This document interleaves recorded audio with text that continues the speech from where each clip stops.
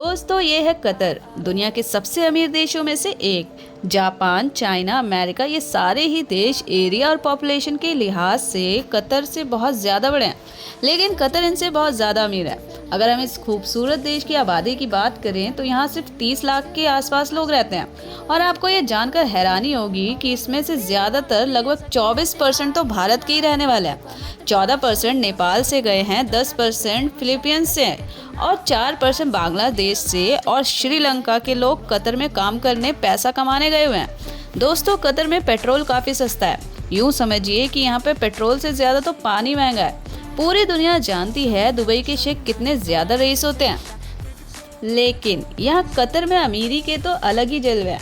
अमीरी के मामले में कतर दुबई से भी 2 गुना आ गया, और इसका सबसे बड़ा कारण यहाँ रहने वाले लोगों की प्रति व्यक्ति आय, जो कि $25,000 से भी ज्यादा की है, जो कि किसी भी देश की प्रति व्यक्ति आय से काफी ज्यादा है।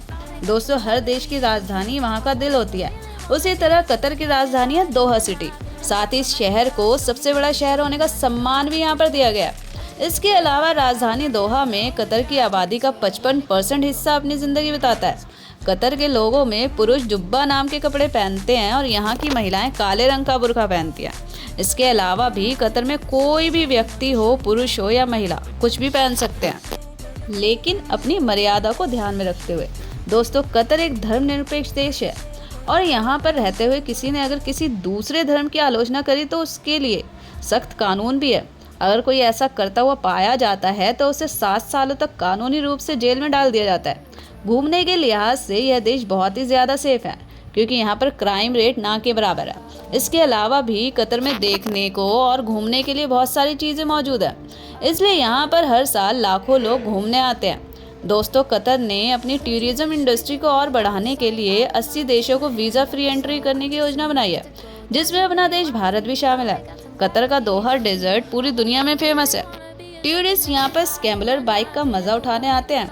डेजर्ट सफारी से लोग रोमांचित हो जाते हैं। इस देश ने 55 सालों तक ब्रिटेन की गुलामी झेली है, और इसके बाद कभी भी इस देश ने पीछे मुड़कर नहीं देखा और विकास की तरफ बढ़ता गया। तभी तो आज कतर का मुकाबला दुनिया की सबसे बड़ी अर्थव्यवस्थाओं के साथ देखा जाता है। अगर करेंसी की बात करें तो यहाँ पर कतरी रियाल चलता है, जो इंडिया के 23 रुपए के बराबर है। दोस्तों साल 2022 में कतर ने फीफा वर्ल्ड कप आयोजित किया था, जो कि बहुत ज़्यादा बड़ी बात है।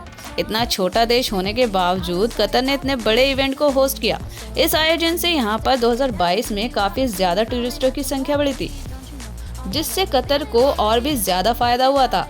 यहाँ के लोग पढ़े लिखे होते हैं। यहाँ पर रहने वाले मुस्लिम समुदाय के लोग को शराब पीना और बेचना दोनों मना है। अगर क्षेत्रफल की बात की जाए तो यह छोटा सा देश सिर्फ 11,572 स्क्वायर किलोमीटर के एरिया में फैला हुआ है। इस देश का कॉलिंग कोड +974 है।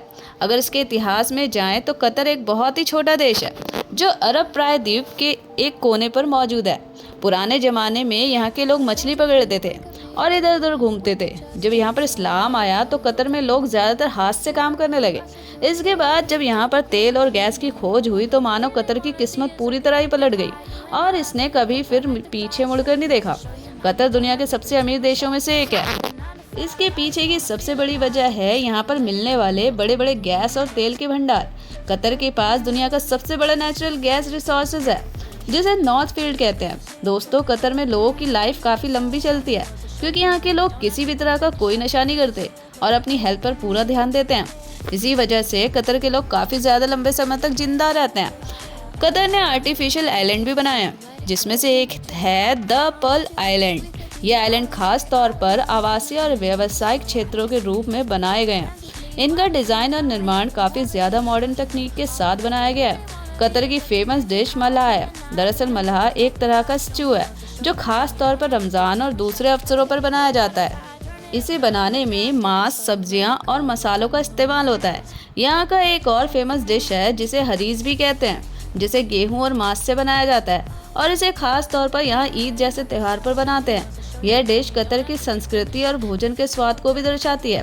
कतर का राष्ट्रीय जानवर ऊँट है, जिसे अंग्रेजी में अरेबियन ऑरिक्स भी कहते हैं। यह ऊँट कतर की संस्कृति और ऐतिहासिक पहचान का एक महत्वपूर्ण हिस्सा है।